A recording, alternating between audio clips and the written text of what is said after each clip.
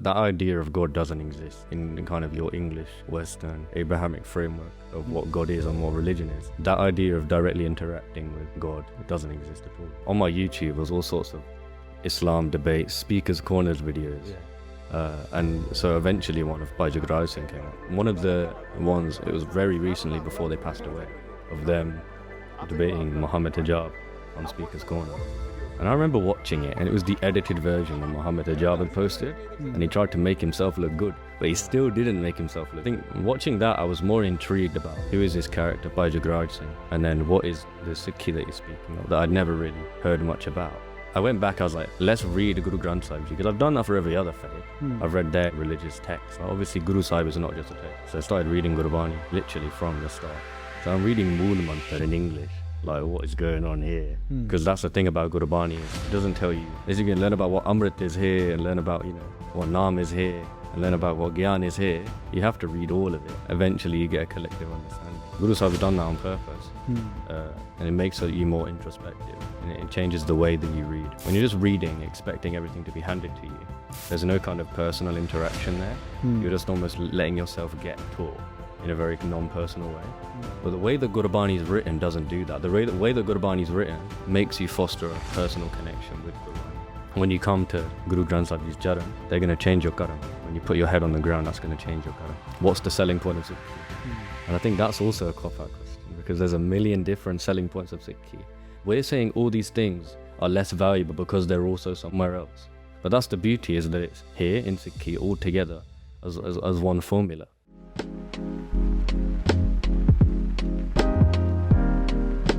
Welcome back to another episode of the BOS TV podcast series, the Finding Sikhi series, where we look at the lives of many amazing souls that have come on this path of Sikhi. We've done 5 or 6 episodes now, and today we're very blessed to have Bishan Singh with us here today. So thank you so much, VG, for joining us, and of course by Amritdhari Singh Ji. The identity thing, man. So Guru Kirpan, we had this conversation a few years ago about starting this series, and it was an idea that VG had, and Guru Kirpan, the feedback from the Sangat has been fantastic, right, when it comes to the episodes? Yeah, absolutely, definitely. Thank you to, as always, the Basics of Sikhi team for making this idea a reality, I guess. The idea came from talking to lots of Singhs from up and down the country who were involved in various projects, and the idea was to just look at stories and experiences, and the feedback's been phenomenal, from a number of views to interactions to just people pulling me over from my own family and my own friend circle saying, I watched this episode, it really made me think, really made me kind of reflect on sometimes their own journey, their own purpose. And some of the episodes I know coming up that we'll be recording over the next few days and years and weeks, I know people will start questioning how they've dealt with experiences and things like grief and situations, and really providing hope and love for the Guru through this podcast. 100%, and that's what's so powerful about the Finding Sikhi series, is that I think one of the key things it does is that it creates this form of relatability with the Sangha, while looking at people's journeys and learning from their highs and their lows, and they can apply that into their lives. And today, like I said, we have Bishan Singh here today. What is the theme of today's podcast? So we'll let Bishan Singh obviously talk about his experiences as well, but one thing when I spoke to Bishan Singh, and you came highly recommended, I'm not sure if that's if you're allowed to say that, if that sounds a bit dodgy or anything, but Bishan Singh's story came highly recommended. So if anyone does want to recommend people, please do get in touch through whatever means you can. Find us on social media or talk to one of us. There'll be links in the description anyway for that. Absolutely. And Bishan Singh's name came a few times to talk about his perspective of how he found Sikhi from. I'll just summarise what I know, but obviously Bishan Singh's not actually your original name either, by the way, in case and you can talk a little bit about that, but kind of coming through finding Sikhi through research, asking questions, and I think that's what fascinated me when I heard the story, and why I wanted to ask Baji to come onto the podcast. So welcome, Baji, and so yeah, who are you basically? Who am I? That's a good question. I think, so my background, just to start, I'm from quite a middle class white background. Grew up in Nottingham. And my family's pretty normal. And for us, some people in my family, you have to ask them individually, but most of them would probably identify as atheists or, cultural Christians. So we have this idea of like a typical Punjabi household where there's a little bit of Sikhi, but not that much, Sunday Sikhs. But actually, like, for most Christians, they'll go to the Gurdwara, they'll go to the church like maybe once or twice a year. And that's kind of my experience of faith growing up. It was very kind of detached, kept away. It was your choice whether you interacted with it or not, and that was open, but you weren't forced in any way towards it. And most people, because of that, kind of fall away from their faith a little bit in the modern world, in this country.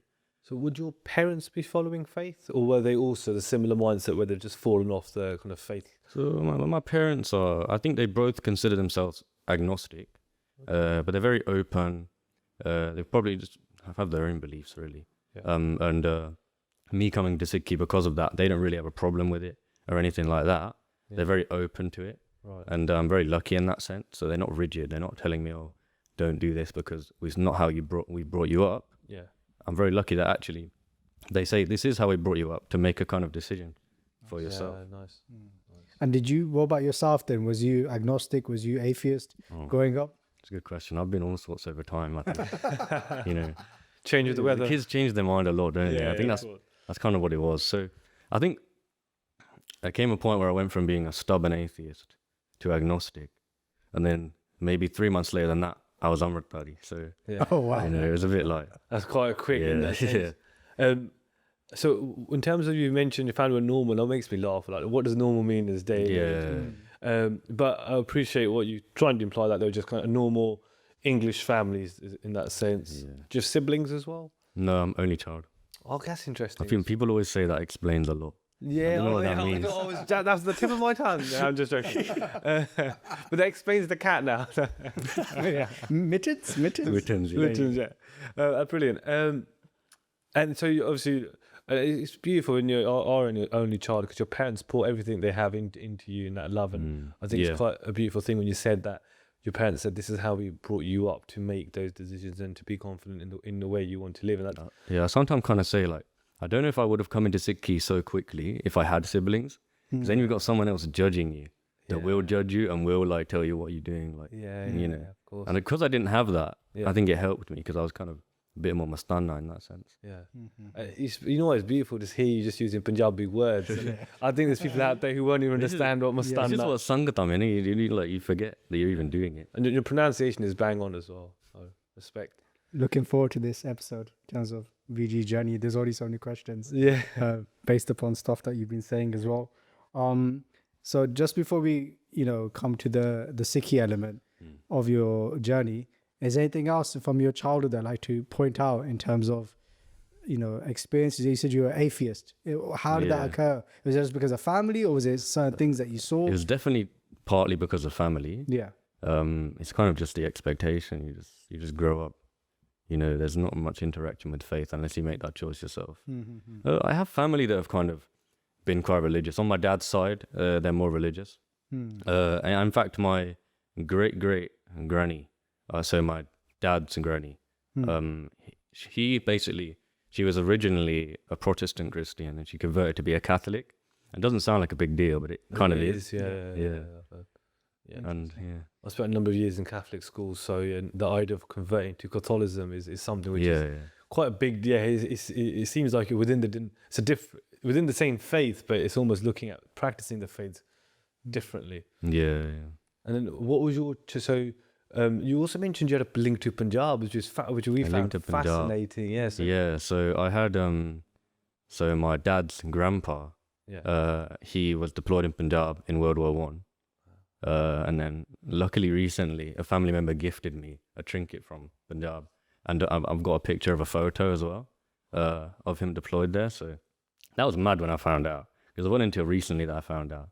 It's almost like that's like such it's a weird, because my wife always talks about this idea of within your DNA you carry things from generations in your DNA. So there's this trauma in your family. So the Punjabi community might have something of like 1947, that trauma, and that or 84, that trauma continues through your DNA through generations, and there's something from your grandpa which continued in your DNA to awaken something.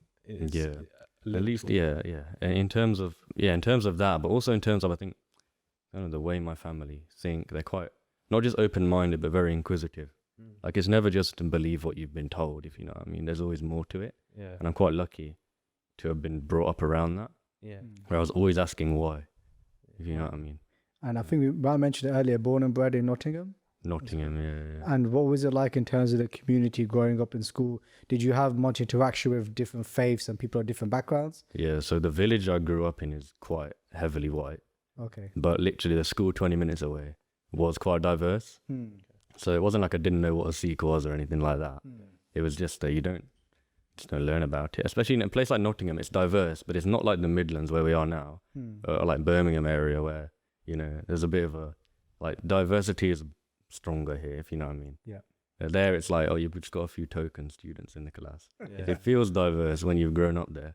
But compared to being here or like Slough, you know. Oh, don't mention Slough. I don't bring Slough into this. Oh my, come on, people. I was gonna say, come to mid. It's like you've gone back 10 years, and you know, then he drops Slough. Oh, no. Smashed it. Oh, fan. And was there any Jure wale kids or any kids with guttiyan in your school? Yeah, there was in my primary school and in my secondary school, but not like in like way younger years and older years. So not in your. Not in my year, no. But there was, yeah. So tell us about this journey then, from being in primary school, being in high school, you know, how we get into the stage of, like you mentioned earlier, being an atheist, then becoming agnostic, and then coming towards the path of Sikhi. Okay, I'd say it started. Well, let's start from kind of my reading. So I've always been into reading. Yeah. Just casually, non-fiction, in terms of reading up on philosophies. I'd say that probably started around like year 10, where I properly started like caring about reading and, you know, studying politics, studying philosophy, just in my spare time, being a bit of a nerd, basically. And Best life. yeah, basically. And that evolved in kind of like, when I was in sixth form, so year 12, that evolved from reading up on philosophies like Stoicism, nihilism, things like that, to kind of thinking about faith as well. It's almost like I felt like it was something I was like neglected in my kind of, you know, Readings in my reading, or it just didn't, like, I felt like I was quite ignorant to it because of the upbringing I'd had, where I was like, you don't interact with it much. It's someone else's thing. It's not for you to care about. But that's a very Western concept, isn't it? Of like leaving people to their faith without, you know, questioning it or anything like that. So yeah, I mean, I was kind of curious about things like Islam, especially because there was a lot of Muslim students in my sixth form. So, you know, you had the old person trying to like, I remember one time, so before I'd even read the Quran or expressed much interest in it, I just started asking a Muslim friend I had. It was during Ramadan, and I asked him like just a little bit about Islam, and he gets a Quran out of his bag and gives it to me. Wow. I noted like he had like all sorts of post-it notes in it and things, and he gave that to me In his to school read, bag? and I was like, yeah. And he just didn't say anything. He was like, read that. I was like, okay, and I did, and it's interesting. And what are your reflections on the Quran? I'd say you have to kind of separate things out. You know, like there's truth in everything, isn't it? And so, you know, to be respectful, you can always bring some good out of it. And especially even more recently reading like Punjabi commentary and more like adhyatmic, so more spiritual, esoteric commentaries on things like the Quran and other Islamic texts. You realize there's a lot of spirituality to be drawn out of it. Yeah. It's just not what most people draw out of it, Yeah. but it's there. Yeah. That's interesting. I was reading something literally 2 nights ago, and he's talking about this idea of that's where the Sufism got traction in Punjab, because what the Sufis did, they took the concept of Bhakti, of the spiritual side of Islam and then of Hinduism, and that Bhakti movement, and gave it something, gave it a purpose and a movement and an idea, which was almost taken away from the mainstream version of Islam, which is fascinating. I think both ends of the spectrum resonate with people, Yeah. different people. So, you know, some people are they love order and structure, and so they're going to be like Maryada, obsessed, not in a bad way, but like that's going to be the way that they kind of bring Practice their themselves faith, further towards Sikhi or whatever spiritual path it is. Or some people prefer the more kind of spiritual route where they're not thinking of it in terms of what is the rule for this. You know, that's how Gurbani is. Gurbani is not, prescriptive, if you know what I mean. Gurbani gives us what happens when you do this. Gurbani gives us spiritual concepts, and it's for us to use our buddhi to kind of figure that out. Fantastic. And just with that instance then, so you've picked up the Quran and you started to read the Quran. And because again, like most people, when I was at school as well, my friends would obviously try and put a bit of a pressure on me that, why don't you follow this path, otherwise you're going to go to hell. Not to say that happened to you, unless I did, please share. So how did you then go from, what happened after that? Did you keep looking into Islam? Did you look at other faiths? That's when the click was in terms of reading about other faiths. And so the next thing I picked up was King James Bible. So I started reading the King James Bible. Because ironically, growing up as a Christian, I never actually bothered to kind of even have a look through or read much of the Bible. And so my only experience of hearing the Bible was at readings at church, where someone else is giving it to you. And there was no kind of, I hadn't read the Bible at all. And so I read the Bible. Bible's very similar in terms of, there's things in there that are questionable or outdated or whatever else. But there's also a lot of spiritual truths in there that you can derive from it, especially in terms of the Bible. A lot of stories that have like good moral messages. And did you read them the Quran and Bible cover to cover then? Eventually, yeah. It wasn't like I didn't, sit and read it like a novel, But it was like kind of, going through it, going to this bit to learn about this and things like that. Yeah, and eventually I kind of had finished. Yeah. And if you had to compare the Quran and the Bible, I know you said they're similar, but what makes them similar? I'd say they developed from very similar societies, and you can tell that. Yeah. And so the cultural tropes are very similar. And then the spiritual theology is, almost identical. There's obviously little things like the Trinity, which are, the big debate topics. But in terms of the basis of it, and they're very, very similar theologically. This idea of a kind of separate God that's separate from the world, that you interact with kind of through prayer still, and through almost Bhagavad in a way, but not the same as kind of Sikhi, let's say. Yeah, because we would fundamentally believe that God can be experienced, God can be felt, God can be seen through every single one of us, where they have this separation, isn't it, of us and God being somewhere else, I guess. And we describe that, and the Gurbani talks about it all the time. It's like, that is a form of agyan, that's a form of a lack of knowledge, isn't it? That there's a certain level of understanding they have that there is a God, but what form does that God come in? Is that God everywhere? That takes a little bit more kind of. I mean, this probably sounds so. This sounds really. When I first understood this concept, and I started listening to Islamic preachers or Christian preachers, and I worked in a Catholic school, so I had a lot of their talks, and their priests would come in and share mass, etc. And I found, for me, I always thought to myself, like, if we see God in all, we would always aim to do best for all. Never. Even if I don't agree with someone's life choices, the way they look, act, but I'll always still see God in them. And that will always stop me from being bad towards them. Yeah. Because if you don't see God in all, that concept, that's when you start, you get some real bad stuff. And we know, some negative press around even the Crusades and the jihads and stuff like that. And it almost, for me, gave it a context of why people could do that so easily and just kill off populations of people who don't believe it's the same as them because of the lack of, like you said, agyan, the ignorance of not seeing God. And then from that, there's a lack of compassion sometimes. Yeah. And then what happens after you read King James Bible? Oh, but yeah. So I started reading the Bhagavad Gita, and that was when I was like, okay, I like this. This feels more. I took more of that for my own personal life, reading the Gita, and that was really interesting. And then reading other kind of Hindu texts, Buddhist texts. So how old are you at this time, by the way? Are you still in sixth form? Or this is all in year 12. Okay, wow, you did a lot of reading. Did you do? Yeah, this is all in like from the start of year 12. Did you pass the exams at the same time? Yeah. Okay, that's good. He's at university. He's doing a degree, so it wasn't all bad. Okay then. Yeah, it didn't take up that much of my time, but I think I was just kind of slowly, casually doing it for fun. But it's always, I think when it's a hobby, you just go into a rabbit hole and you just start looking. Definitely. And then Bhagavad Gita, so compare Bhagavad Gita to the Abrahamic religions. There's more of an understanding of this idea of Brahm Drishti, so seeing God in all. That was the first experience I had of that, of this idea of seeing God in everything, the greatness of God. You know, what happens when you actually get darshan of God, which all this stuff comes in the Gita as well. Yeah. Is that And, foreign to you, having grown up atheist and reading that the Quran Yeah, and the Bible? that idea of God doesn't exist in kind of your English, Western, Abrahamic framework of what God is and what religion is. That idea of directly interacting with God, it doesn't exist at all, and it hadn't even occurred in my mind.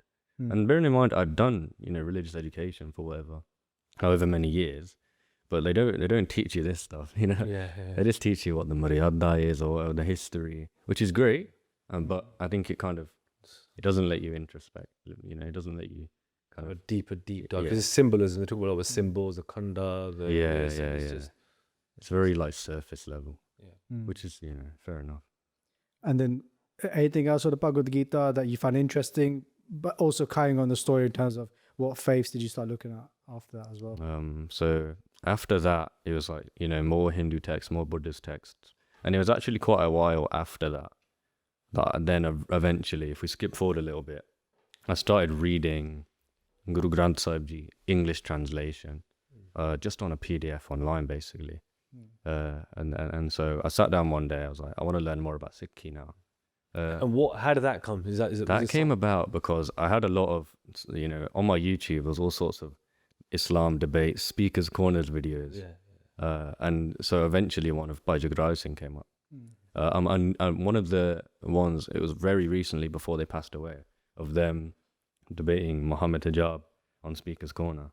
And I remember watching it, and it was the edited version that Muhammad Hijab had posted, and he tried to make himself look good, but he still didn't make himself look good. Okay. And I think watching that, I was more intrigued about who is this character, Bhai Jagraj Singh, and then what is the Sikhi that he's speaking of, that I'd never really heard much about, apart from, like we talked about, the surface level of religious education lessons. So from that, watched a few basics videos, the original Jagraj Singh videos, and I was like, oh, this is quite a lot. Like some of them, I felt like I was going straight onto the Katha without knowing where to go, and I was almost getting a bit lost, like, oh, this is a bit complicated for me. And so I went back, I was like, let's read Guru Granth Sahib Ji, because I've done that for every other faith.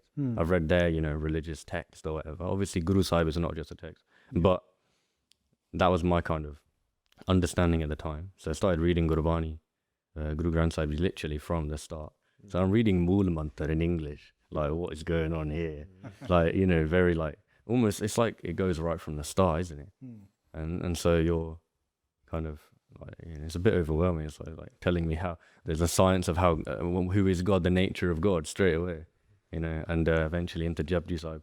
It took me quite a while to get through Japji Sahib, English translations, and then after that I just kept on reading Guru Granth Sahib Ji, basically the English Sahib part.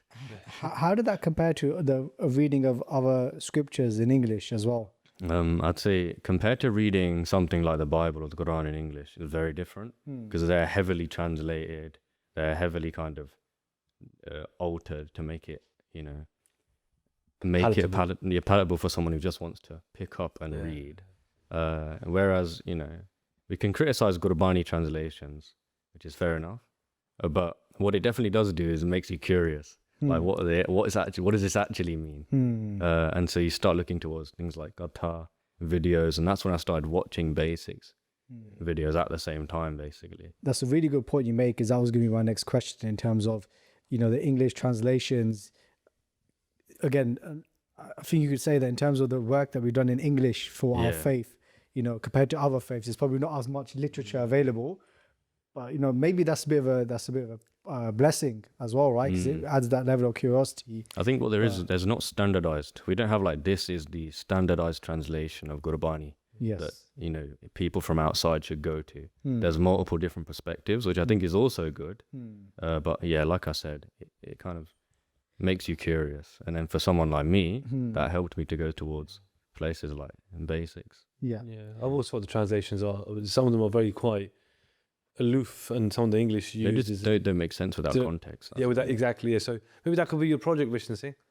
Honestly, you're a very well read young man, and your Gurbani pronunciation part understanding is only growing and becoming phenomenal as well. So Guru Kirpan, that could be your project to try and provide that to the wider community. Maharaj Kirpa. Gurdwara. And with Guru Granth Sahib Ji Maharaj, in terms of, again, not to use the word compare, but in that case, you've read different scriptures. Was that reading the Bible and other scriptures more like reading a story? And then Guru Granth Sahib Ji was like, because, you know, sometimes people assume that Guru Granth Sahib Ji is, you know, like a book with chapters, but that's very different to other faiths. Right? We don't look at Guru Sahib Ji as a book. I just want to understand your experience of like when you were reading Guru Granth Sahib Ji, how it differed. Like, oh, you walked in with this expectation of it's going to be like other spiritual texts, but it's completely different. I can't go to this chapter now that I started with last session and so on like that. How was that for you as well? I got used to kind of doing a certain amount of angs every day. Angs means what? Just for the Sangha that don't. Pages, or limbs of Guru Granth Sahib Ji, but, you know, English, you know, pages, you know. But yeah, so I got used to making a kind of standard amount that I'd read. I didn't know what a rag was. I didn't know what, you know, mahalla even meant at that point fully in terms of which Guru Sahib is writing. So I didn't fully understand what the structure was that I was reading through. But it doesn't massively matter, because that's the thing about Gurbani is Gurbani is not built around a kind of religious scriptural structure.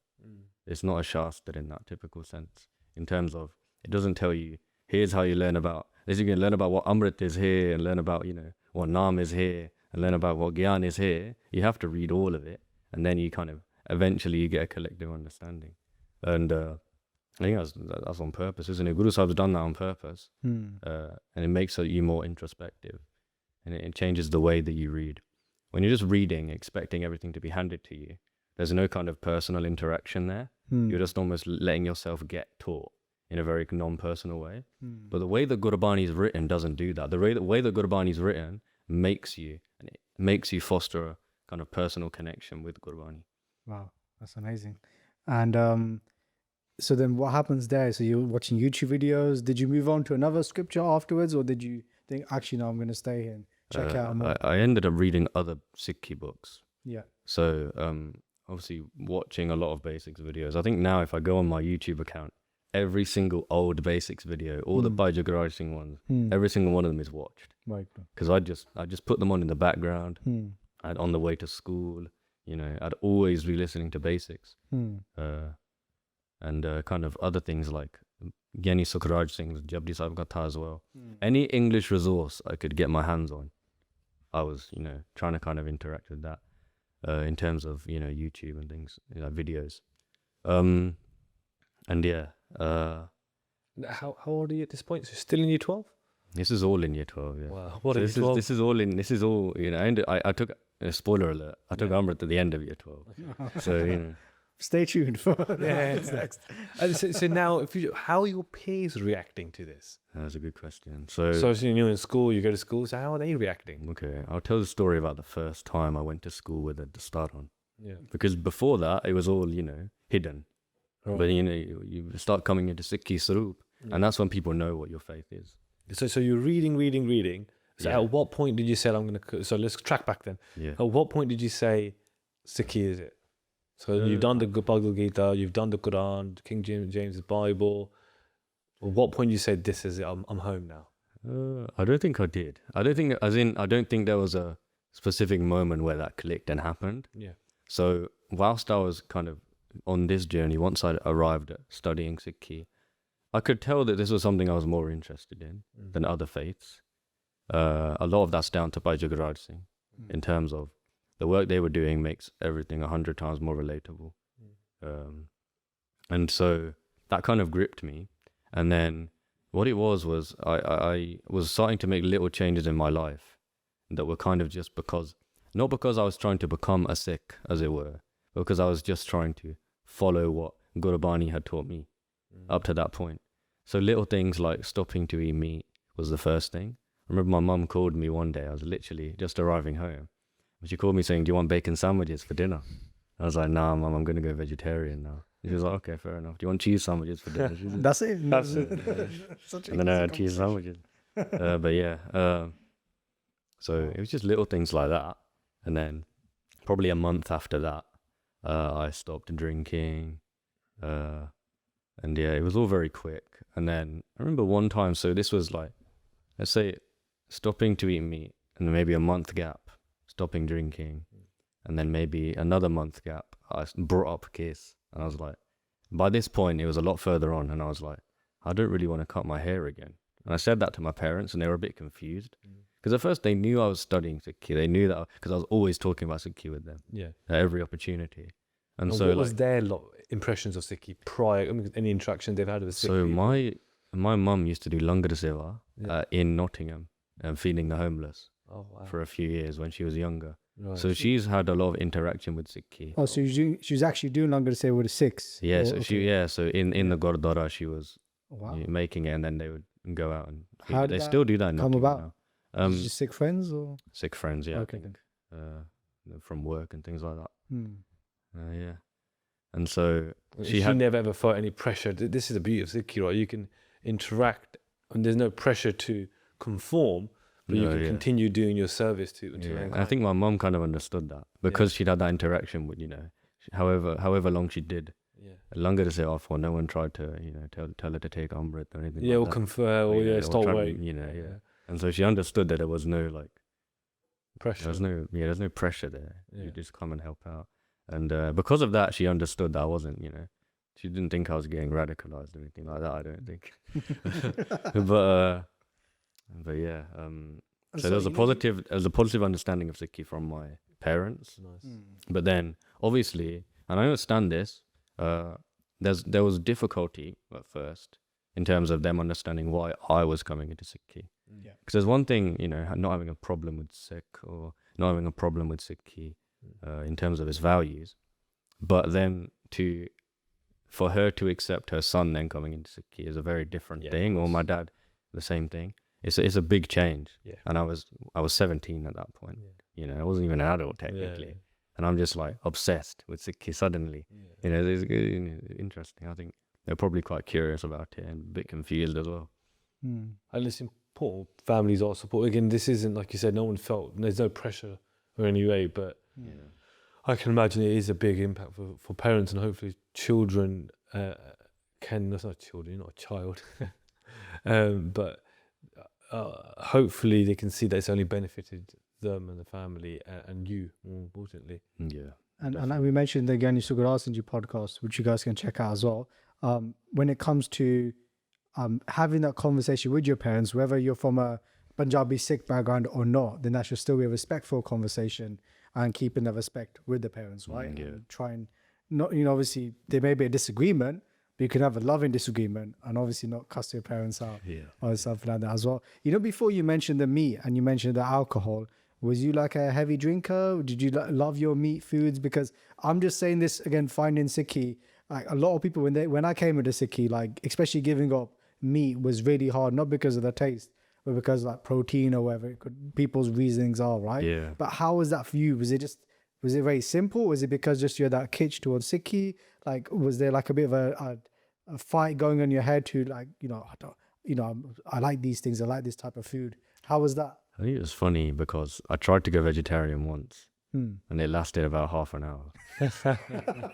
And that was like completely just on my own volition, like when I was a lot younger. Okay. Like, why did it last half an hour? What happened in that half an hour? What did your mum make? I had a lamb curry. Like, I can't remember, something like that. Yeah. I was like, nah, I love meat. And I did love meat. Like, it's always on your plate. Unless you're growing up in a vegetarian household, meat is always the center of the meal, isn't it? Yeah. And so, it was kind of like that.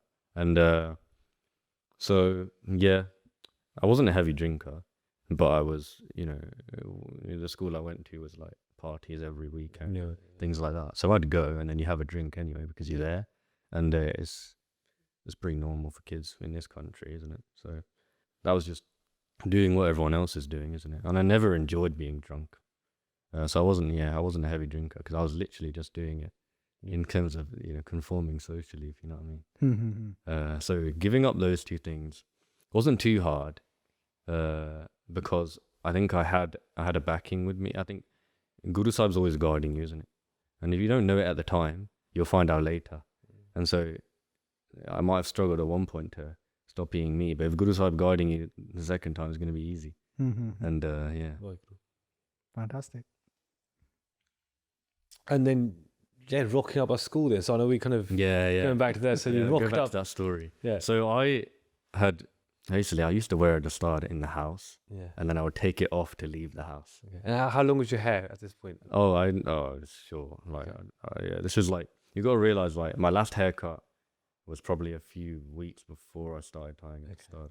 So there was no hair. So there's no jewelry or anything. Even when I went to my Amrit Sanchar, I hardly had any hair. yeah. Like, if I took my Dastar off, you wouldn't think I was keeping my gears at that point. Okay. Where'd you get the material from? Yeah. How did you learn to tie it? So someone at the Gurdwara had gifted it to me. Okay. The first kapra I got, and then everyone after that, I just bought it myself. Yeah. So you'd been visiting the Gurdwara before this then? Or when if you don't want, I know we're kind of going back and You forth. to get a bit more Yeah, chronological. Which is fine, it's nice because it's nice to go back and forth. So tell us about that quickly so that we'll come back to the school. How did you start going to the Gurdwara? So a friend of mine from school basically offered and was like, I know you're curious about Sikhi and whatnot. I think I had a kara on at this point already. Yeah. Even maybe. No, actually. I think I bought one the first time I ever went Okay. to the Gurdwara. So I went, it was on a random Wednesday afternoon. I didn't have any classes on that afternoon, so we were able to leave. Yep. And so we went on the bus to the Gurdwara. I was so nervous. I was like, what is everyone going to think of me? But, it's the middle of the day, so no one was there. Yeah. Just went, did a mathatik, and then I went to had prashad and went to Langarful. Full tour, full experience. Yeah. And for me, it felt pretty normal at the time. Now I look back, I think it was quite pivotal. Yeah. In terms of, I said this in a talk I did a few months ago, is that when you come to Guru Granth Sahib Ji's charan, they're going to change your karam. When you put your head on the ground, that's going to change your karam. I think that's what happened, isn't it? Without realizing. It's crazy because in sixth form, when you have your free periods, I was playing Bubby, I was playing Fox and stuff, right? You're rocking up to the Gurdwara to a darshan of Guru Granth Sahib Ji for the first time. That's crazy. And you bought the kara that day, or? I think so, yeah. Okay. I can't remember exactly, but I'm pretty sure. Something like that. Okay. And then take us back to going to school with... So then you got the Dastar from the Gurdwara then? Same visit or like a different visit or? This was a separate occasion that I basically had met the person and they'd given it to me. Long story short. Okay. And then I started tying it literally the day he gave it to me. Started practicing. YouTube videos, eh? Yeah. It was proper raga at first, and I was thinking in my head like, I don't know if I can do this. I've not got any hair. Like, do I need hair to do this? So I just like kind of gave it a go. Like, it was a few hours of practice every day to get like a clean gold to start tied. Like very short. Yeah. Very short. You have a picture? Oh yeah, I do. Cool, we'll get that. That's not for the public though. Hopefully we can get it on screen. Yeah. And then you rocked up to school with it. And how did that go? That was funny. So it was literally because I was late for school that day. Yeah. And so I didn't even have time to take my Dastar off. I just had to go to school. Yeah. And so I had walked to school that day, I think, or biked. And there was a crossing on the way to school. There's a crossing. Yeah. And where the buses go past. And a few people from my year, not like good friends or anything, but people I knew, I was stood on the other side, and the bus went past. And when the bus moved, they saw me on the side, and they started laughing. And I was like, oh gosh, this is not going to go well. And I was already anxious. Like, I knew it was going to be a bit weird for everybody. But I was like, let's just firm it for one day, Didn't do much explanation for it. I didn't tell anyone this is what I'm doing until they asked. Yeah. And then what happened is, I think on the exact same day, or maybe the day after, wearing a Dastar at school, I had to go to the office of the head of sixth form. Yeah. He thought I was being racist or something. He thought I was like dressing up. And so I had to explain it to him. Like, no, this is like, I'm making a change, I'm trying to convert or change my faith, you know what I mean? Yeah. And so... You're not mocking the faith, Yeah. Is that the reputation you had in school then? No, hopefully not.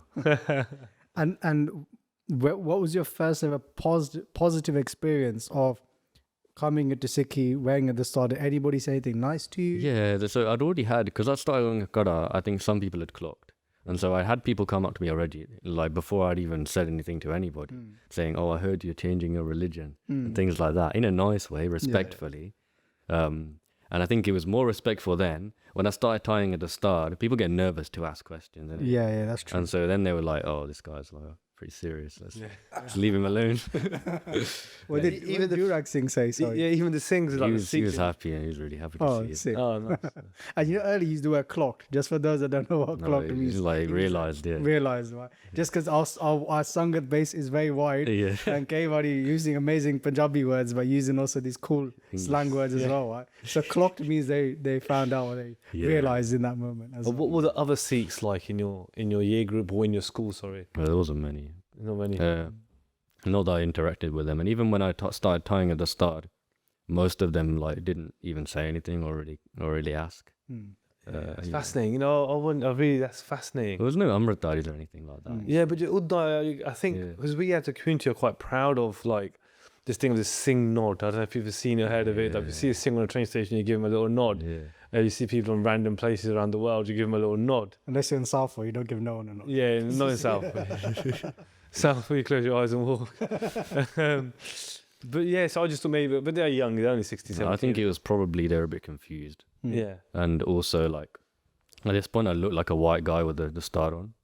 I think now I look a bit more like a Sikh, but then I just looked like I was proper Nava, like didn't know what was happening. Probably no facial hair as well, right? No, not like I had a little beard because my facial hair grew quite quick back in the day. Okay. Yeah. So I used to be in the air cadets, Yeah. and you have to be clean shaven. Yeah. And so I was shaving like every other day. I was shaving my beard off, and so it means that it grows back quicker. And so even after a few days, it started growing. So, And what about your parents and your cousins and relatives? How do they react to seeing this transformation? everyone had a different reaction. My parents were very like a bit concerned, which is valid. Yep. A bit like what's happening here, a bit overwhelmed by the whole thing. Our son looks completely different. Things like that. And then a lot of my family were, some of them may be concerned, but a lot of them were just very curious about him, happy for me. It's funny because of how quick it was. It was like some family that I hadn't seen since I was still, a normal looking white guy. I rock up with the malla on as an Amritdhari with a Kirpan and everything, and then they're like, "Oh, what's happened here?" I hadn't seen them in the time, so I think it was things like that where it's very rapid for them, and they don't say anything bad to my face.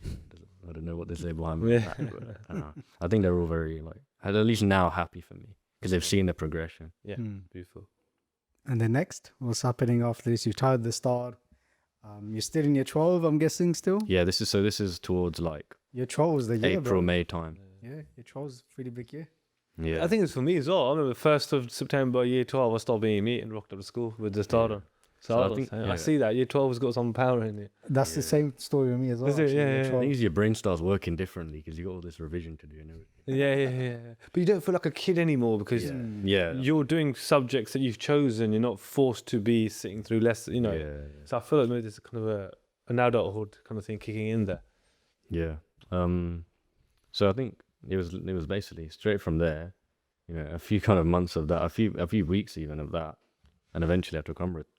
And it was just a case of, eventually I got to the point where I was like, so throughout this entire time, I was building up my Nityanim, if you know what I mean, in terms of starting with listening to Japji Sahib in the morning, like literally just, I think it was the Manpreet Singh Kanpuri recording I used to listen to of Japji Sahib on Spotify. Every morning I'd get up, like 8 a.m. I'd listen to it. I'd just sit there, I'd try my best to focus, close eyed, everything, proper trying. Same with the Reras. Used to listen to Reras every day. And then Soila Sahib as well. So that was my Nityanim for quite a while, until probably 2 weeks before I took Amrit. And then I was like, okay, I need to start trying to put a bit more effort in. And so 2 things I did was, the first thing I started reading Panjbani every day with the romanization. Okay. It's not recommended. Yeah. But I think because the progression was so quick, can I learn an entire script overnight? No. So you kind of, sometimes you use things like that. It's a crutch, isn't it? Yeah. It's a crutch for kind of reading Gurbani. And then eventually, what I started doing was trying to memorize. I gave myself a crazy goal. I memorized 1 pauri of Japji Sahib every day. And then I would listen to the Bhai Jagraj Singh Katha for those pauri that I'd memorized afterwards as well. And so every day I tried to memorize 1 pauri. And to be fair, for short of Paudiya, I would actually manage to do it. And that was from like, you know, proper like reciting as much as I could with probably awful ucharan at this point, like awful pronunciation, because I didn't really know, and I had no Santhya at this point. So I was just like winging it basically. So it's probably awful if I heard it back now, but you know, at the time I felt like I was properly like making progress. There's innocence and love there. That's all it is. There's nothing but innocence and love. And to me, at that point, I was like, if I could memorize Japji Sahib, that would be crazy. Yeah. That would be so cool. And eventually I did. And it took probably maybe 3 months after. So it wasn't a Paudiya day, but it was as much as I could get done. Yeah. 3 months after I had Japji Sahib memorized, without Santhya. But yeah. And just for Santhya, for clarifying, is learning the correct pronunciation of Gurbani, which is something we all should all do on our journey without a doubt. But, you know, the love and the innocence is a beautiful thing there as well, without a doubt. Yeah, and so then by that point, I was reading Panchbaniya, had tried my best to memorize Japji Sahib. And that's essentially when I decided I'm going to go to an Amrit Sanchar now. The first one I see. So I went to an Amrit Sanchar in Walsall. Literally the first. On your own? On my own, yeah, my dad took me. Oh, wow. So at this point, you haven't actually made any sangat? No, friends? No, no sangat really. I'd talk to people in Nottingham. Yeah. But it wasn't like, you know, it wasn't much. It wasn't like a support network. Yeah, you know? yeah. So it was just kind of people I'd bumped into. And then went to my Amrit Sanchar. Craziest day of my life. Probably will be the craziest day of my life for the rest of my life. Yeah, I took Amrit. And like I said, I still looked pretty fresh at that point. Yeah. It's funny, there's a picture of everyone from my Amrit Sanchar. And I'm just like on the side, looking proper pasty. Like, Yeah. you can still kind of tell I've got short hair as well. And yeah, it's funny. Do you mind speaking a little bit about your Amrit Sanchar in terms of, you know, how did you even find out about the Amrit Sanchar? Was it through social media? It's from a poster. Yeah. And when you went there, you know, was it daunting? What the Panchbani, did they question you? You know, say, are you sure? Because again, we have to appreciate you're not from a Punjabi Sikh background, so there probably be more questions. And you, like I said, especially your hair is so short, right? So, you know, if you don't want to, you don't have to, but, you know. Yeah, I think, the Punjabi questioned me, which is obviously the right thing to do. Like some guys rocking up looking like, you know, they're doing dress up and then they're trying to take Amrit. I remember I went to my Amrit Sanchar and I was wearing, I came proper smart. I came in like a button shirt, nice jeans. Oh, wow. Yeah, I was like, you know, you gotta look nice for your Amrit Sanchar. That's so sweet and so innocent, 100. And I knew obviously you have to take your trousers off, pajama off. Yeah. So I was just like, yeah, I'll just take my jeans off and pop on the side. But what happened is, so at my Amrit Sanchar, Baba Jogendra Singh Ji was there from Buddha. Right. And so I had been beckoned by one of the Singhs to come and speak to Babaji before my Sanchar as well as speaking to the Panchbani. And so Babaji said to me, asked me all sorts of questions. How long's your hair? You know, like all sorts of things. He gave me advice. Had someone translate. And so he gave me one of his Bani.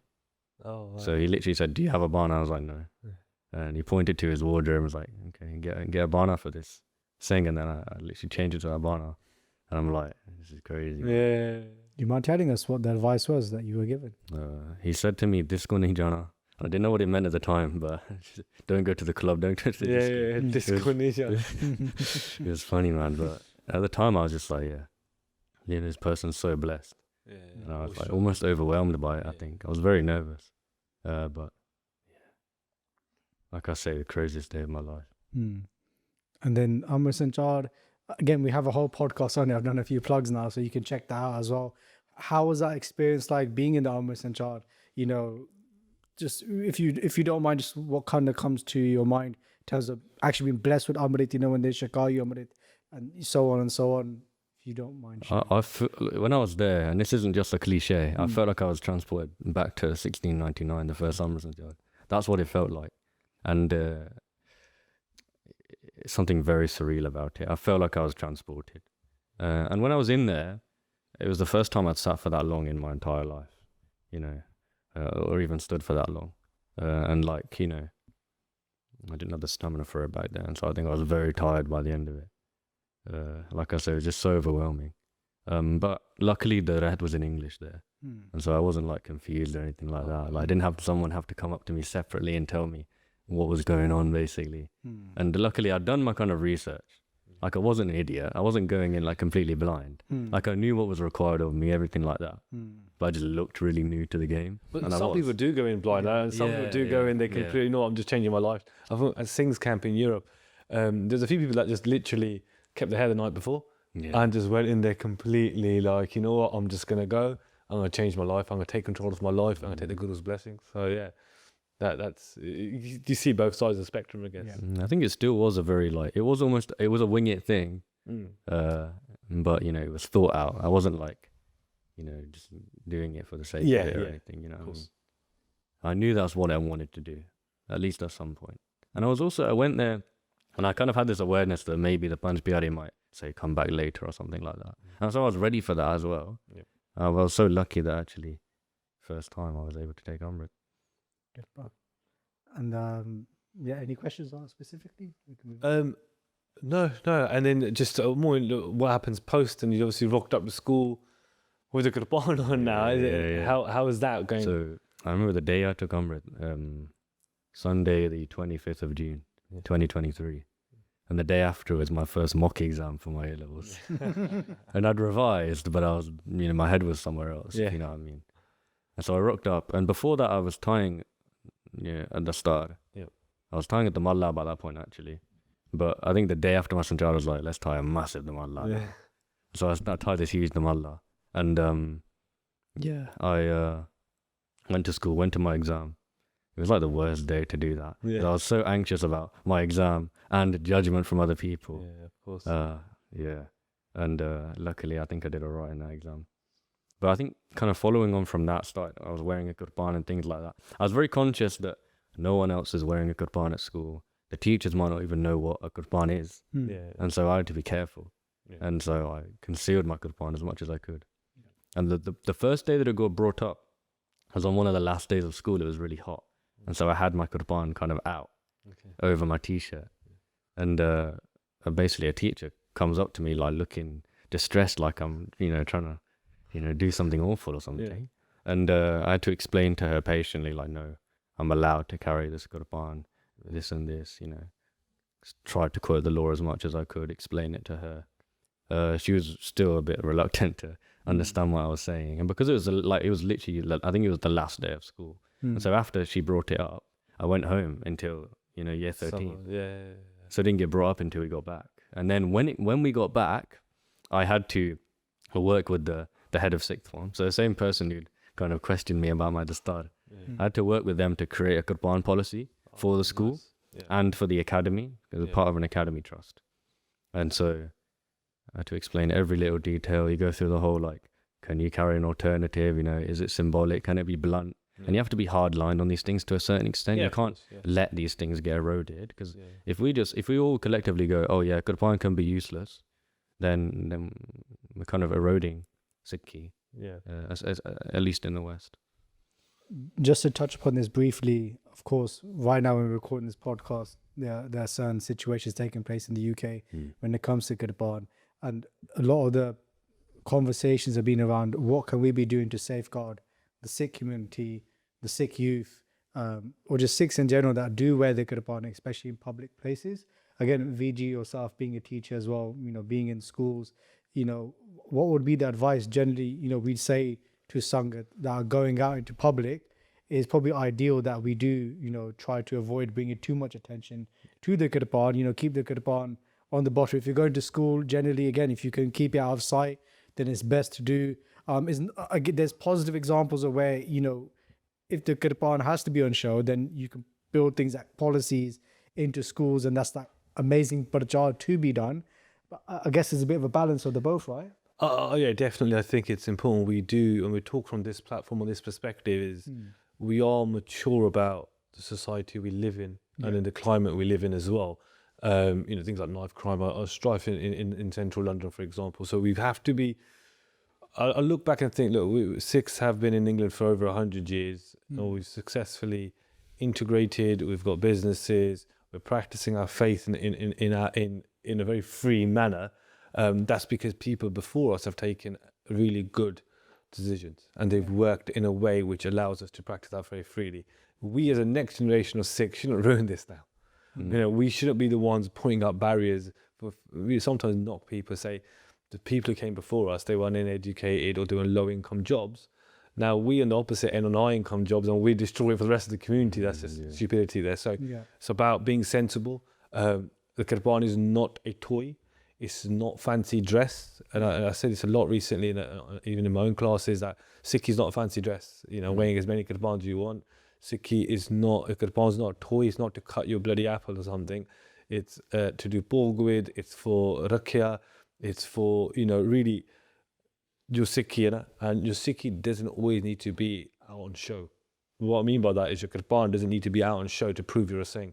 What should be proven to a Singh is the way you act and conduct yourself. Because that's more likely to be seen and judged before anyone even sees your Kirpan. So we prove ourselves by our actions, not just by the way we look in terms of our Kirpans and our Dastars. And that's all important without a doubt. But our actions should be reflective of Guru Granth Sahib Ji's Maryada, the way they told us to live. Yeah, because it's easy for us to say, you know, the actions of one person doesn't represent all of us. But it very clearly does. Clearly, other people are going to interpret it like that. That's it. The other thing is there's a lot of propaganda out there, isn't it? So if an issue like this comes up, it's going to be made about the Kirpan. It's going to be made about Sikhi. Even if it isn't, even if it's just an issue of violence with one individual, it's going to be altered. You know, you had Rupert Lowe, literally on the same day as the verdict recently, make a post saying, if we have a Restore Britain government, then we'll ban the Kirpan. And what that's doing is they're garnering an angry voter base, isn't it? And so we have to, you know, fight against that in a way. We have to, you know, make our own kind of information. And we have to kind of spread the truth as much as we can. And the reality is we would feel the impact as Amritdharis on a day-to-day basis. So one bad decision, one bad move by one young lad, one irresponsible move, is that impact is felt by you in your schools and university campuses, me in my workplaces. So again, all I would be emphasizing here is, I don't know when this will go out, but every single Sikh needs to take responsibility for their faith. If you're Amritdhari, you take responsibility in how you represent Amritdharis, on not just on a national, but on a global level, the way we conduct ourselves, the way we practice our faith. And remember, the consequences are far-reaching. They are not just you and your family. It is every single Sikh is impacted, and we have to go with that mature, responsible mindset. The Khalsa should have standards, isn't it? And it's not necessarily that having open Amrits and Chardis is a problem, but we have to be careful about who, you know, is able to join the Khalsa. We have to be careful about who is representing the Khalsa on the kind of global and national level. You know, there should be a high standard. I see it in the West. That it's getting eroded. I think at the moment we just become prachar, and maybe this is a fault of prachariks like myself and everyone else that does that. Maybe we just made it too easy to become a Sikh. It's too easy to buy Shastra. It's too easy to tie Damalle when your conduct is absolutely diabolical, but you've got a beautiful blue Damal on your head. So you know, like, do you deserve to wear that Damal? Do you deserve to represent the King of Kings, Guru Granth Sahib Ji? I know we're going on a whole tangent, but it's a very important topic. Just one point to add to as well is that I was speaking to a Singh about this recently, and he was saying that when he used to be at Sikhi camps as a kid, like the kids that be wearing a kirpan, they'll question straight away, are you Amritdhari? You know, again, not to go nitty gritty, of course, sometimes you like to say, practice your kagad before you take Amrit. But, you know, it was the main point was that there was a lot of responsibility that came with it, like you guys said. And, you know, especially like in things like the dal and so on, where if you want to take Amrit, you'd have to be doing seva for so many years, right? So there's positives you take from everywhere. And the main point here is that, again, you know, what is your jivan, right? And it's beautiful how you started your journey, that a lot of it was based around like something very refreshing to hear, you know, to do your praise, but in that case it's praise of Guru Sahib Ji, is that one of the first things you want to achieve was, I want to get Japji Sahib memorized. And I don't know about you, but in today's society it's very hard to come across Sikh that have been Sikh for a long time, and even new Sikhs that actually care about getting Gurbani memorized.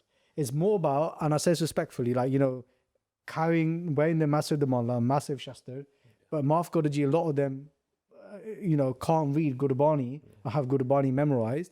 That's still beautiful. I have to have a disclaimer, but as in, Bani Bana, innit? I think you're being too polite, and I'll go the opposite, mate. Now we do Siv in our local area, and I've said to the kids recently is, if you are not doing Panjabani and Nithanim in the morning, Rera Sahib and Sola Sahib, you shouldn't be wearing Kirpan. Yeah. Because and secondly, really pushing that maturity angle is crucial because, and I say this again, I say with the utmost respect, Sikhi is not fancy dress. We have kids who just come off like a I'm not just talking about like one particular group. Chole paake, gold, Dastar paake, Santan di rees karne, I'm just generically speaking here. Sikhi is not fancy dress. We have to now, because we're in this place, I think, as a community where the resources for Sikhi are a lot more. We become it's a lot more open to people becoming Sikh, but it also means that the caliber of people coming through are very much temporary, short term. Let's just wear the star and see where it goes for a few days. And my mate's wearing a damalla, so let me wear damalla and let me do this. And it's not actually a real desire to have any connection with Guru Sahib, with Gurbani, with the Bana, to represent the Bana, to represent the community, man. When we were growing up, it was like, you know what, Singh? Become a Singh and take the Guru's name to the highest levels or whatever your field is. Like, take the Guru's the start to those fields. Like, now it's about we're just rolling the Guru's the start on the floor because of our silly actions. So, yeah, we do digress. Apologies. Right. What are your thoughts on that? If you don't, I know you're new to Sikhi, but from coming in and you know, your journey into Sikhi, again, we're not passing judgment, but it'd be nice to hear your thoughts. I think it's because the Sikhi Sarup appeals to people's ego, isn't it? And there's a reason for that. It's there on purpose. Is that someone with an ego can go, I want to look like Guru Granth Sahib Ji. That's their ego. That's them appealing to their ego and going, I think Guru Granth Sahib Ji look great. I want to be that as well. That might be the first step for some people. But if it stops there, then that's almost on its own, it's kind of useless. Especially because then it becomes hypocrisy. Yeah. And you're going around and you're not connected to Guru Sahib. You're not joined yourself with Guru Sahib. In my opinion, this might be controversial, I don't think you can be born a Sikh. Because everyone has to do taran of their Guru, so join with their Guru on their own accord, basically. It's a personal thing, isn't it? And so we have a lot of people now who you know, but a child of this isn't done, and they see the Sarup and they think, oh, well, I'm just going to get the shortcut into Sikhi. And now, you know, I'm on this same level with all these great people because I look like them. But you can't be on that level without putting in a lot of effort. So take us back to school. Yeah. Thank you for this. And so what's happened now? You got the policies changed now. Yeah. You're wearing a kirpan. You got the kakad on. How does that feel? I remember the first day I wore a kirpan. It was like, you know, it's a lot of responsibility, right? You know, how are you settling into the Amritdhari life, the waking up in the morning? You know, it feels like there's a bit more pressure now. It's a bit more formal. Yeah. You know, because obviously now you've given your head to the Guru. Did it feel the same the next day? Did you feel a bit different? Or, I think when you've just taken Amrit, there's a high, isn't it, that you get afterwards. Yeah. And that adrenaline carries you to do everything for the first maybe week, or maybe not even a week, few days. And so for me, I was like, I don't want to start messing up after a bit, because I felt a lot of pressure on my back. You know, I've changed the way I look. I've changed, you know, for people. I know that they see that I changed the things I believe almost in a way. Everything about me has changed. But what if, even though everything about me has changed, nothing actually changes? And I just, you know, end up living the exact same life before, but in kind of fancy dress like we talked about. And so I felt a lot of pressure on myself to do the right thing, to start waking up and things like that. And so I'd say I got into a decent routine of getting up every day, and that probably carried on at a very moderate level, maybe 5, half 5. I'd miss it. I'll be honest with you, I miss it. You know, it happens. And luckily, I'd say people say after 40 days you can kind of keep a habit. If you do it for 40 days, you can keep a habit. And so at some point I did 40 days, and then you know, you get consistent with just the idea of Amritdhari. The whole process takes a lot of practice to be able to do that consistently, and then eventually you start wanting to kind of build up from there as well. It's all about caring about it. If you're not interested in reading Gurbani, then you need to somehow get yourself interested in doing that, or you're not going to want to get up, and you're not going to be able to get up. There'll be no motivation for you to do it. I think you said something really profound, which I'm still like 3 minutes behind, and stuck on one line you said, which was, everything about me has changed, but I haven't changed. And I'm just stuck on that. It's such a beautiful, It's true. profound statement. It's true though. You know, for my family, that's one thing I'm lucky with, is that they were like, well, it doesn't matter what you look like. It matters what's actually inside. Yeah. And because they said that to me so often whilst I was on this journey, I realized it's so true. If I don't change, it's not just about even Nityanem and your head. Yeah. It's other things as well, like being a more compassionate person, you know, being more patient, being more respectful. Little things like that. And your parents, yeah. siblings should be, and cousins and the cat and everyone else should be able to see that you are better for it, right? That I don't know if the cat does. Your parents are cool. We have to get them a podcast as well. Yeah. But can you see, like, that's profound. That is, I will be quoting that from stages around honestly, that is so profound. And then what happens next then? Again, I'm guessing right now you're still reading Romanized, Bart. So what's the next steps? How did you get yourself into Sangat? Are you still doing your exams? What's happening? So there was a kind of, not a break from Sikhi, but a break where I wasn't so like reading everything all the time. I started to I need to focus on my A-levels a little bit. And so that's what I kind of mainly did. What did you do for A-levels? I did politics, biology, and psychology. Nice. Oh, that's interesting. It's a weird combo. It's I regret it. Yeah. I regret biology mainly. Biology is hard. Yeah. I find that hard. Especially Politics is fascinating. I did politics.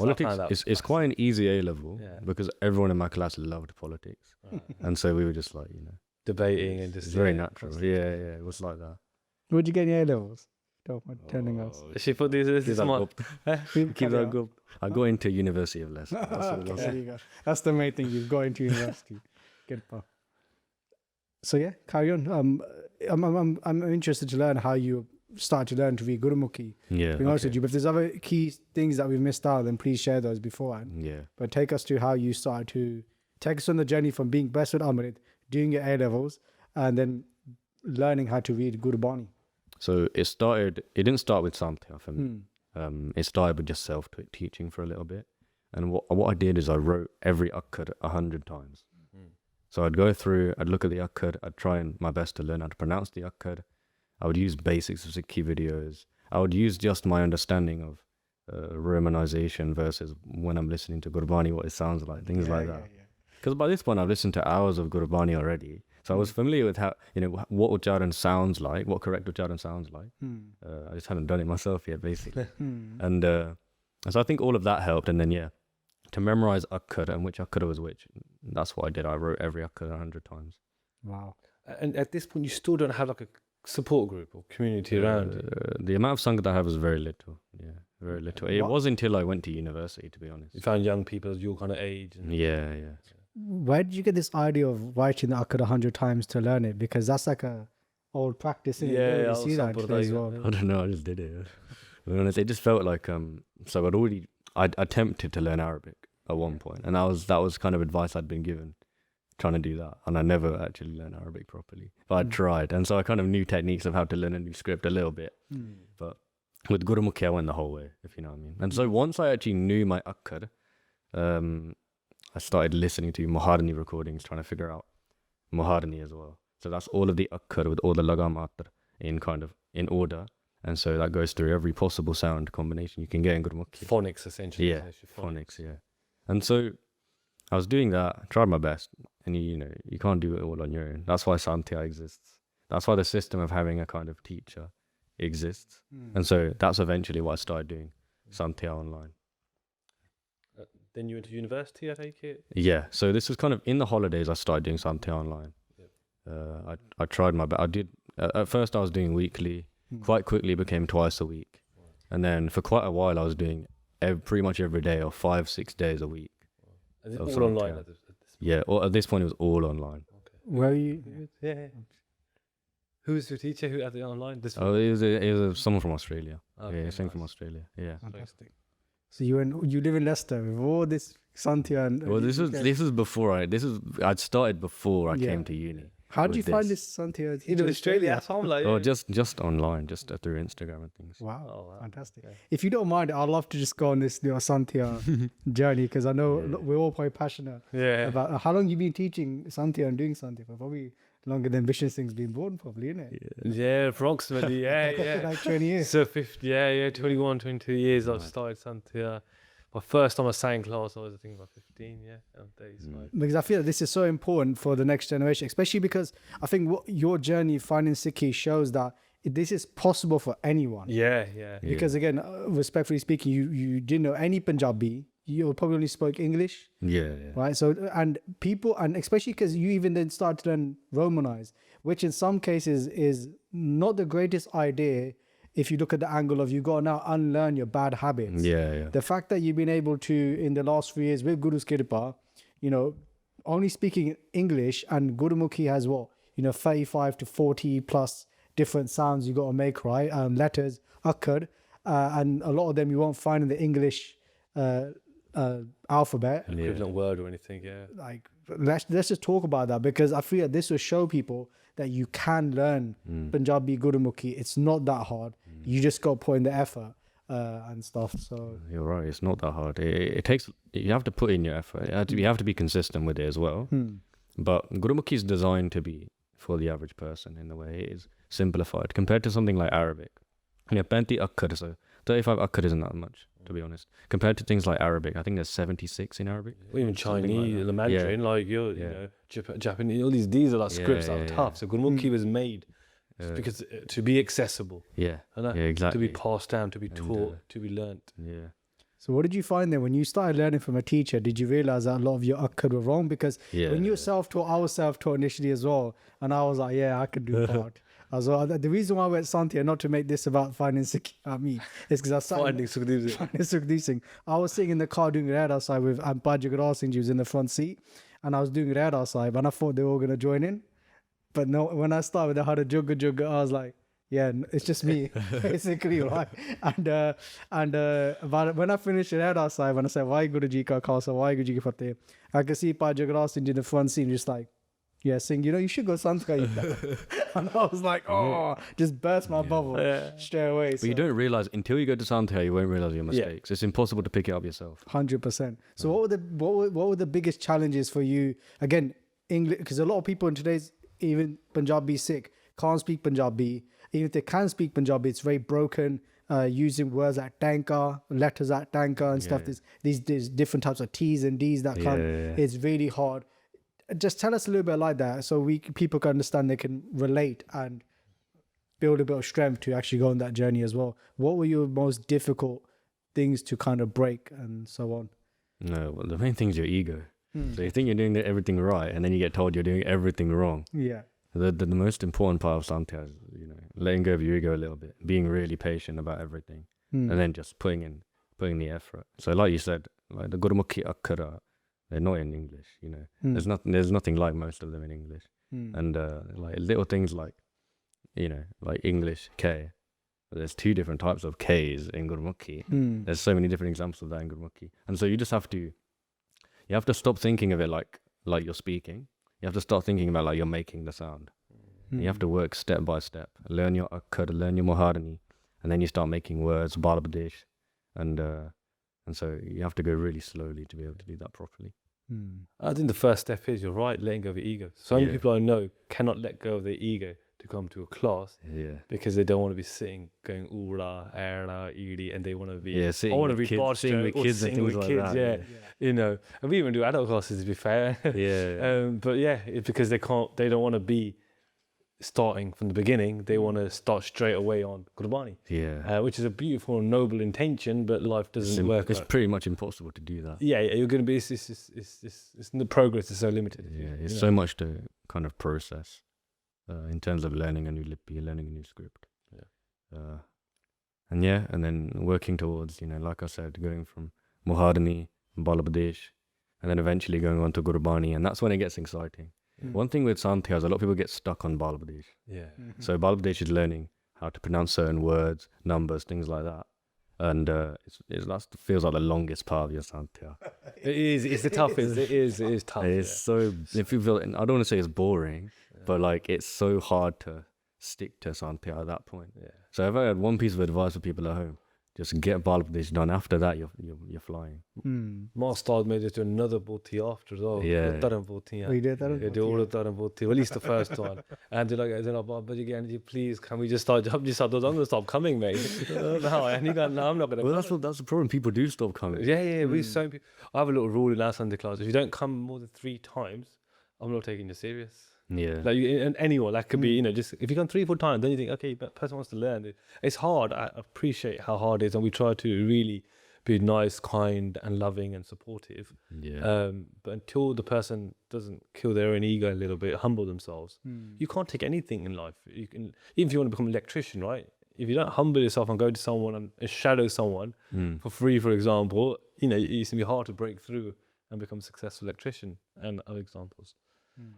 Practice is like the key. Yeah. And so how far is your Santhya now then? So I started Mara Santhya recently. So if I can just kind of give a context, so that's you've learned your alphabet, so Ura, Era, Moharni, which is the vowels and alphabet joining together. So like Ere, Ganna, A, so Era being the letter and Ganna being the vowel. So phonics, Balapadesh, Nityanim Santhya. So then I did Nityanim, Padched, so with the words broken up. Yeah. And then I did Sundaragurka after that. Okay. In Padched as well. And then then I moved on to Panjgranthi and I did that Ladivar. Okay. Panjgranthi, Ladivar, Bhaivara. Yeah. Because you're in the shit, you won't go with that with long. Then the pro Bhagwat Vani. Yeah. Now you started. You said Mara Santhya. I've just started Guru Granth Sahib Ji. And that's over 2 years. That's over 2 years. That is almost exactly 2 years. Slow wale son lo idda mehnat karde hain. I'm saying to my students, this is how you do mehnat, right? And that's this is how you do practice. That's Ladivar as well, right? Where the words are connected, Ladivar, which is harder for the average person generally. That's how Santhya is intended, isn't it? Yeah. That's the reason Santhya is so important. Again, is like you might be able to read, but do you know which word is which? Can you break the Gurbani up yourself? And that comes back to Soji as well. So understanding the Gurbani too. If you don't have an understanding, then you won't be able to properly split the words up, get the vishrams, so the pauses correctly. So how many lessons were you doing a week to get through this? Because maybe my students will say to me, it's my fault because I didn't do one lesson a week. So. Yeah, well, I was doing around, at this point, I was doing around an average of 4 a week. It depended on my availability, but I was doing an average of 4 a week. That's throughout kind of my time at university and things like the holidays before that. You're doing your abhyas as well? Pachiwadi abhyas? Yeah, so everything's practiced 25 times as well, so that's respect. Amazing. Yeah, that really is. It's heartwarming to hear that. And I would have recently, if you don't mind sharing, just again, this is all again to inspire the Sangat. Guru Kirpa Rakhe, they keep us all humble. But I know you also teach or you help support people learning how to do Gurmukhi as well, right? Well, you have to, isn't it? If you're going to learn from a Sikhi perspective, whatever you learn, you have to give it to somebody else, and you have to pass it on. That's part of langar as well. That's a form of langar. Talk about langar in terms of food, but giving vidya away, so giving knowledge and tradition away is a part of langar as well. Right, Guru. Beautiful. So, that in the space of 2-3 years, right, to be doing that's so inspiring, Guru Kirpa Rakhe, for the Sangat as well, to apply that into their lives, including us as well. Just moving on then, what was it like? So you've become a Singh now, you've got so many experiences, you've met now Sangat and people of your age, you've done a little bit of talks, you help with Santhya. So looking back at this, the last couple of years of experience you've had, what is the most difficult thing you've experienced as being a Sikh? The most difficult thing as being a Sikh? That could be personal, that could be within the community, that could be within the Punjabis exclusively, that could be on the street, anything. I think just in general, it's not one specific thing, but it's explanation. And so that's on account of explaining everything to my family, friends, people I go to uni with, things like that. You're a white Sikh, how does that happen? Things like that, And then the other end of it, which is explaining myself to Sangat, who am I? What is my journey? Things like that. Yeah. Bro, we've answered that for you. Just send them the link to this video. Yeah. So just send that. So that's why I said. It says, do you feel like you're always explaining? It does feel like that sometimes. I'm not complaining. When people ask me, it's a blessing, isn't it, to be able to explain to people and maybe inspire somebody. But it's a bit jarring sometimes. Can you translate jarring for us? Yeah, I don't know what that means. It's a bit tiring. I didn't know. I didn't know. Yeah, generation gap. But literally now, just put a QR code in your phone And whenever someone asks you, just say, scan this code, like, share, and subscribe. And then on the other side, so what advice would you give to someone who's coming into Sikhi? Someone from outside of, let's say, Punjabi household, or Let's do that and the Punjabi Sikh, because I think sometimes the conversation should be about bringing everyone back home to Sikhi and bringing everyone towards the Guru's way to clean up their life, to clean up their actions. So yeah, let's start with people from a non-Punjabi background. What advice would you give to them? The biggest hurdle for anyone from kind of outside is, if anyone's looking to Sikhi as much as I did, there's something there, there's a spark there, isn't it? And so that's in their karam. And so it only takes a little bit of a push to get past whatever it is, in terms of getting them on the path.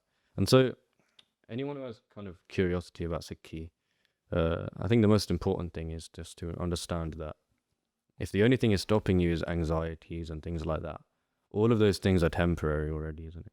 But we don't know when we're going to die, for example. We don't know when we're going to die. Hansa Sarvar Kal Sarir comes in Gurbani. It's like, imagine death is like a swan, and our body is like the water. So the swan is constantly swimming above us. Death is right on our heads all the time. It's not far away just because we're young or healthy or anything like that. So you have to grab the opportunity. If you want to come into Sikhi, you got to do it. You can't. There's no hesitation. Beautifully pronounced as well. So I would just, in all, like someone over 3 years, so much effort. It just gives so much hope. And then advice to someone who's from a Punjabi background. And I love the point you made earlier, which was no one's born a Sikh. That's like really, again, another profound, very reflective comment. I think we should tear that apart another day. But what would you say to those who are born as a Punjabi Sikh household, but haven't really, or don't really act like a Sikh? If you use those words, what advice would you give to them? If you go to the Gurdwara, even if it's once a year for Diwali or whatever, or if it's once a week, every single time you go, you've got an opportunity to build a physical, personal relationship with the Guru Sahib. If you don't do that, then you're not going to get anywhere else. That's the first step. And so you're already going to the place. You're already going to the place where that happens. You just have to internally kind of start to build that relationship. It's a very personal thing. Mamata is a word that we use often to describe kind of like almost a form of ego. But that word mamata is about ownership and things like that. And there's almost a positive aspect to using our ego. We can go, that's my Guru. We always say that my Guru is Guru Gobind Singh Ji, my Guru is Guru Granth Sahib Ji. If we do that in the right way, then slowly we're going to build a connection with the Guru Sahib. So if you're already going to the Gurdwara, change your outlook, your drishti, change the way you kind of look at Guru Sahib to think that is my Guru. And it's nice, and using the word of mamta as well, is that, and that drishti is like, if you're going to the Gurdwara once a year, you're going for a reason, right? Yeah. And then maybe just start looking into that question. What is that reason? What is that reason? And then look at that idea of, why? Yeah, because whenever I see a story of someone coming into Sikhi from a Punjabi household, it's always a moment where suddenly they realize what Sikhi is. They realize why they kind of mindlessly go into the Gurdwara. Something awakens in their mind, and that's when the change happens. And it's always that. And so you just have to do that activation, basically. Yeah. Activation. Carry on. So, I'm saying no. I'm just saying. Yeah. I'm retired now. Yeah. What would you say the most rewarding? We've come towards the end of the podcast now, and I've been recording for a couple of hours already. I know it doesn't feel like it, but we've been here for a while already. Yeah. And thank you for you're a young man, but you're giving such insightful comments and makes an old man like me think twice. What would you say the most rewarding part of your journey has been? The most rewarding part is this bit.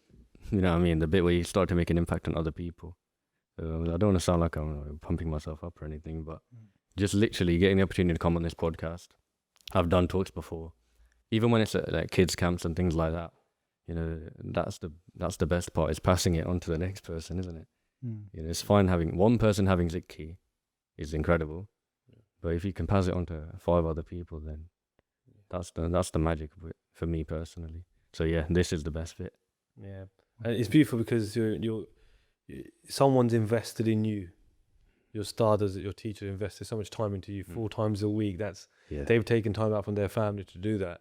And there's often the nishani of, or the symbol of a good, I think symbol is the right word, I don't know what the right word is, but the characteristic of a good teacher is how many good students and teachers he creates. Yeah, exactly. And the same way, it's someone's invested in you. Now, how much are you willing to invest in other people and pass that knowledge on, pass that love on, pass those blessings on? So I think, again, really nice. Just big up to all the stars out there. I don't want to say any names because I've got so many in my head, but because I might forget someone's name. For all the Guru Sikhs that teach Santhya, teach Gurbani, you know, across the UK, across the world, because it's such a huge seva that they're doing. And, you know, what they're able to pass on, what they've earned themselves, right? And they're able to pass on, and those that are fortunate to earn that as well and pass it on is such a big blessing, right? I mean, it's not easy. It's a big commitment for those people, isn't it? You know, like in Leicester, we have Santhya classes every single day, in the morning and the evening. Kirtan classes, same thing. And so that takes a bunch of people to be able to do properly. Yeah. We'll put a link in the description to different places, especially in Leicester as well, where Santhya classes do happen. So if you are watching this, there's loads of classes available in person. And if you are tech savvy, you can find classes online, especially in Australia. So everywhere you can find classes. It just shows if you want something, you find a way, Yeah, right? yeah. You know, even if it's on the other side of the world, literally, and there's no excuse. And as we keep moving through, just what books and resources would you recommend to someone who's interested in? Because I can imagine there's a lot of people who are watching this and thinking, "This is me. Like, I'm just a normal lad from a normal family, and." Like, how do I make that step? What would you say with resources and books? I think we talked about struggling to read Gurbani without context and things. The biggest form of context is Itihas, isn't it? History. And so I would say personally, because this is something I did, is go through Panth Prakash in English. Yeah. It's been all translated. So Panth Prakash, it's in 2 volumes by Ratan Singh Pangu. That's one of the biggest historical texts on Sikhi. It's not perfect, it's of its time and things like that. But if you read that, you'll get a comprehensive understanding of kind of Sikh history, or at least enough to be able to understand what is Gurbani talking about. Yeah. And I would say, I mean, it worked for me. Just read Gurbani English translations. You know, there's a lot of different commentaries out there. English people have done commentaries. You know, there's a bunch of different kind of sources for things like that. But I think the most important base, at least for me in understanding, was Itihas. Yeah, I think. Sometimes we almost demonize reading in English, like translations and stuff like that. And more recently, I've gone right back on that and saying, you know what, the English translations can do Kirpa as well, man. Like, the Pankti in my mind comes like, the ocean is so vast and big, but you will save me. You know, sounds so nice. Is a Pankti, I can't remember, I'm trying to find it and I go, okay, Dubbana dei Mapiri, that you will not let me drown. Even though this ocean is so vast. And I think, you know what, I could read that in English for days at end. And I think it was little gems like that. And when it does translate properly, that's what hooked me. And that's what kind of touched my heart. And hopefully with the Guru's blessing, you'll sort these English translations out to make them more... it's a big job. That's it. Well, Kallu Ardas Kallu dekh raha ke. Don't order Ardas if you want me to. Tu lagga seva, sadi seva che lag. Because, you know, it's good to sound articulate, very, you know, smart, articulate young man with, you know, a good understanding of not just Sikhi, but a good basis on other faiths, theology, the Bhakti movement, as we were speaking before as well. It's just all of that feeds into understanding Gurbani. You can't just look at Gurbani in isolation alone. You have to look at the environment Gurbani was written in. You've got to look at the world as well. So I think there's so much there. So you remind me of actually a good point I wanted to ask earlier. You spoke about reading different scripts, right, and texts. Yeah. You spoke about reading the Quran, the Bhagavad Gita, different Hindu scripts as well. You know, there's this common thing out there that Sikhi is like just a mixture of Islam and Hinduism put together. When you were looking at Sikhi, what were your thoughts on this? Like, you know, well, there's Islam, there's Hinduism. You know, now I'm looking at Sikhi. Was you thinking that, like, oh, it's just... What were your thoughts? And because again, you know, and other people say, you know, well, Sikh and Hindu are the same thing anyway, especially the Bhakti aspect to it. You know, so sorry, 2 questions. I'm chucking a lot at you right now, but we know you can. I feel you can answer it. Good kid, but okay. One is how did you see that in terms of both Islam and Hinduism compared to Sikhi?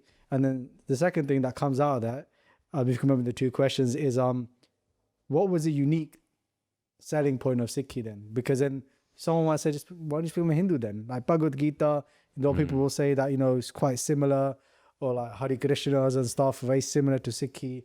So why didn't you go down that route? What interested you in Sikhi? Okay, the first question, this idea of like combined, is Islam and Hinduism, is that what made Sikhi? You can take any two religions and say it makes another religion. Such a flawed idea. You could say that, because there's similar ideas, right? Because ultimately, like we said earlier, Gyan is Gyan, and it might be somewhere, it might be another place. Yeah. Gyan could be in your math textbook as well, it could be anywhere, isn't it? It doesn't mean that it doesn't. I'm a math teacher. It doesn't mean that like that there's some sort of like conspiracy and it's the combination, or there's some sort of plagiarism going. You made the question sound so dumb. You really do. You shredded it because you articulate it so well, because it's such a silly, flawed question. But then we also have to be honest in terms of those similarities. We can't deny them and say, no, Islam's nothing like Sikhi. There is similarities there. And if you start denying it, then you're going to make yourself look stupid as well. Yeah. And so there's a lot of similarities in terms of philosophy, both with Islam and Sikhi, Sufism especially, and Sikhi, and then Hinduism and Sikhi. There's a lot of similar concepts. Practicing Hindus talk about the idea of getting darshan, doing bhakti, all these things come in Gurbani all the time. And so the other question you asked was about kind of what's the selling point of Sikhi? And I think that's also a cop-out question, because there's a million different selling points of Sikhi. We're saying all these things are less valuable because they're also somewhere else. But that's the beauty, is that it's here in Sikhi all together as one formula. That gyan that can change your life. So there's this idea that gyan is kind of the Maya, so Maya, this world, this creation, it blinds us, isn't it? And this idea that gyan is basically the enemy of Maya. And so the more we accumulate gyan, the more we read a Gurbani, then we're going to be able to cut through that Maya. And if we do that, then there's no different religions, isn't it? And so all of that gyan is all in Sikhi. So Sikhi is just pure gyan. Thank you, bro. Killed it. Good. Carry on. That was just my question from earlier I was thinking about. Yeah, and that kind of links to the final point, but I don't want you to that final comment to influence that the final question, because it's independent. But you may say it again. You could clip this bit out, but just FYI. So I'll start the question. If there's one message or teaching from Sikhi you'd want everyone to understand, what would it be? I think we do put a chart of all the kind of spiritual side and things like that all the time, and all those things are there in Gurbani already. But one thing we often ignore that comes constantly in Gurbani and Ittihas, like Guru Nanak Dev Ji themselves were doing a lot, is pointing out hypocrisy. So that's in our own community, that's outside as well. If we don't point out hypocrisy, it's like a virus, it will spread. And eventually, the leaders in the Panth might become, the wrong people that shouldn't be in charge. That might have already happened. I don't want to say too much about, And so if we don't point out hypocrisy, then it's going to start crumbling the Panth away. So, it's going to start crumbling society up. 3 years and knows all the politics as well. Yeah, he knows. He's studying politics of the world, or his A-level essays about Panthic politics. Yeah. Again, I think, hypocrisy. I've just been reflective myself of your comment. I think it's a real big thing, and it's almost what we were talking about earlier. Was there's no point in me putting one persona on stage and then on my own level, one persona behind the cameras are switched off, and having that oneness and being genuine and truth to yourself and to the Guru. We're going to end with a quick fire round. Anything else you want to, anything? No, that's everything. Fantastic. Yeah, thank you. So actually one question is, what are you doing right now then? In terms of your university, what you're studying? Yeah, so I mean... How is your Sikhi? Yeah. Are you learning other Granths as well? Because it sounds like you're not just reading Gurbani in that case. So I'm studying politics and international relations, second year, University of Leicester. And I'm thinking of going into politics at some point, but it's a dirty game, isn't it, politics? And so I'm kind of veering away from working for government, probably, maybe make my own organization, something like that. But I definitely want my career to be in politics.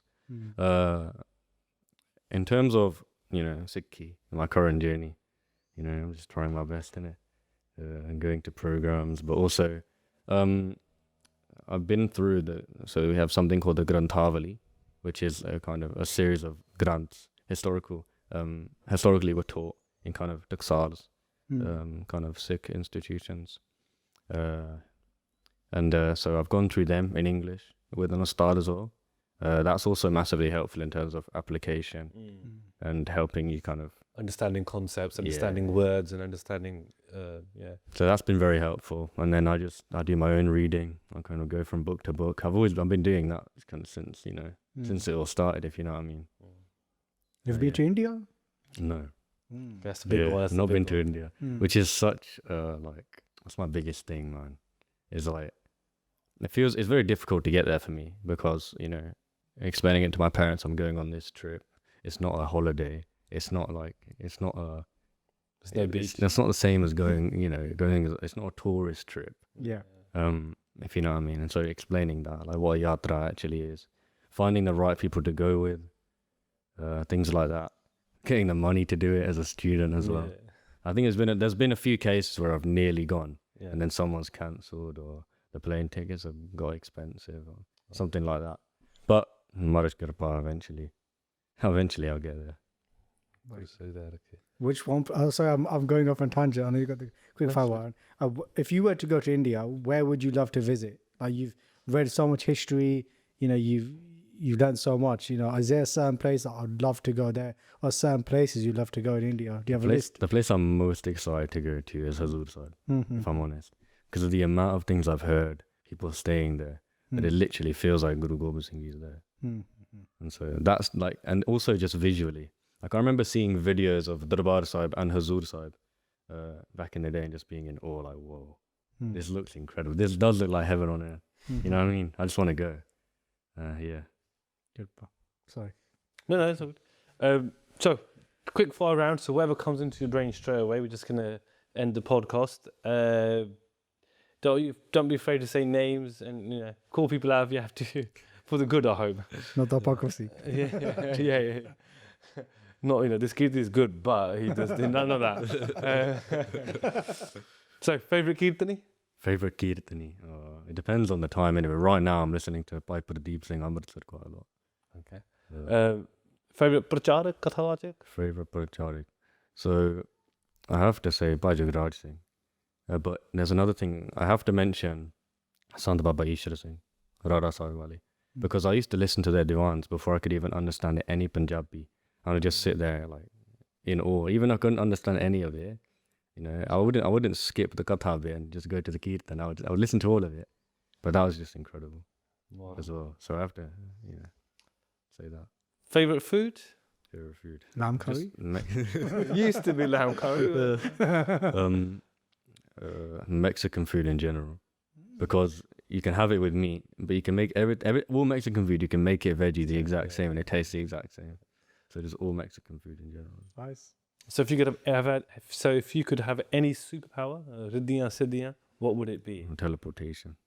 Where would you teleport to? India. Hazur Sahib straight away. There's no ticket cost that way. Exactly.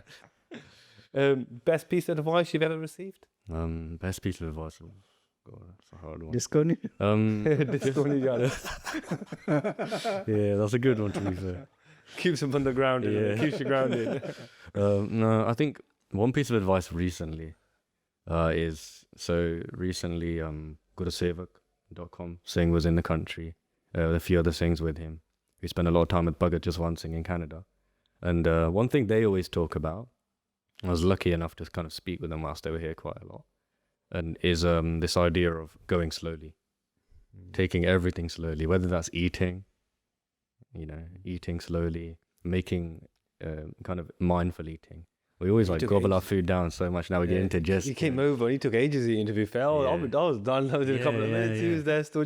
I was eating with them once and it was like, oh my gosh, I finished and they were like 5 minutes still going. But it's good because it's everything. It's about the way your mind is wired, but also your digestion as well. But then just reading Gurbani as well. We love rushing out Nittingham. We love, everything's about going as quickly as you can for us.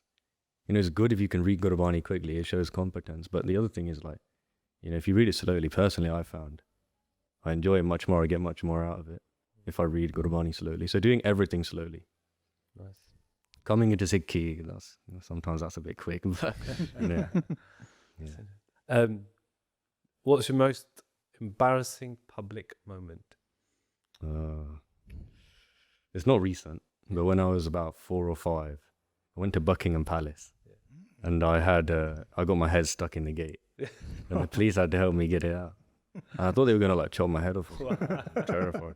But yeah, that's an embarrassing one. Hopefully there's a picture of that somewhere. I don't think there is. I think it was so like panicked of getting me out that there's no picture. And if you could meet someone, anyone, dead or alive, who would you meet? I would say there's a billion people you can say in it. Probably for me personally, Sant Guru Granth Sahib Ji.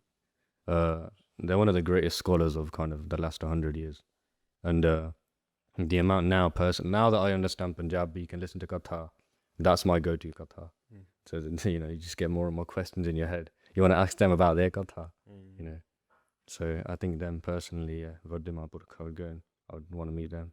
Obviously Guru Sahib, but that's a bit of a cop-out answer. So we have a tradition on the podcast where the guest leaves one word for the next guest. So the word by Dharamveer Singh left in his Scottish accent was Chardi Kala. I thought you were doing the accent. Yeah, I was going to try. I had, you know, my basically wrong and embarrass myself and, you know, to my naikara. So yeah, Chardi Kala. What does the word Chardi Kala mean to you? Chardi Kala. That's a good one. The simplest English translation is like resilience, isn't it? The Sikh model of resilience is like something really unique. Like, when I was reading Panth Prakash for the first time, this relationship with death that Singhs had back in the day, and even some do have now. This idea that, you know, dying is actually something we're waiting for, or, you know, we actually get into bliss when we're going towards death and things like that. You know, having that mindset, if you can overcome the fear of death and anything, you can throw anything at that person and they'll be fine. Sikhs have nearly been wiped out however many times over history, isn't it?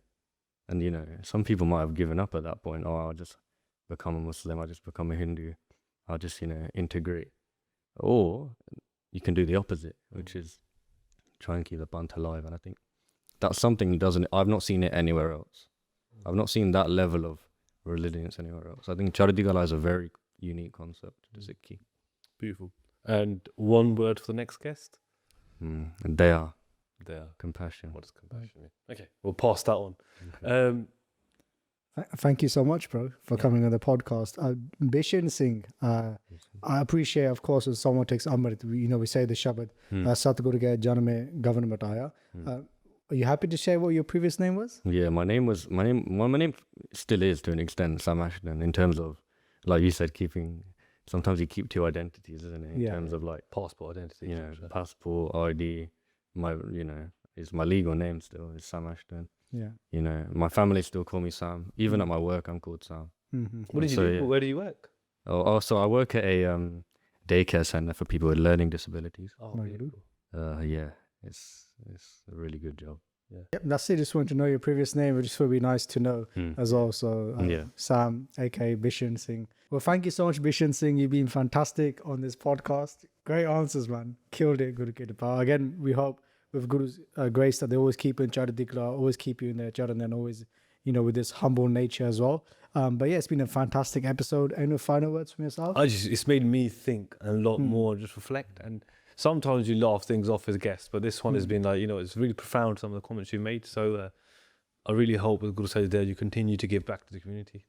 And thank you to yourself for organizing this, because a lot of times we can including myself, get caught up in the seva that we're doing. But I think this, even for myself, it gives a lot of hope, you know, that going forward, Guru Kirpa, that if Guru Sahib Ji wants, anybody can follow this path, and it can become as fluid in that case. Sote said in that case, like quite easy. I don't use the word easy, but it can flow naturally. Other people can become obstacles. So, you know, definitely big inspiration for everyone watching this, including myself. And to the Sangat watching at home, if you've got any questions, please put them in the comment section. Make sure you like, more than like, make sure you share this video. That's probably the most important thing, right? Share it with your friends, share it with your family, get it out to everybody. Let's get this message out of Finding Sikhi, and again, the greatness of our Guru. And please forgive any mistakes made, any bad jokes made by us, it was fantastic. And we'll see you guys on the next episode. Bye, good. Bye, good.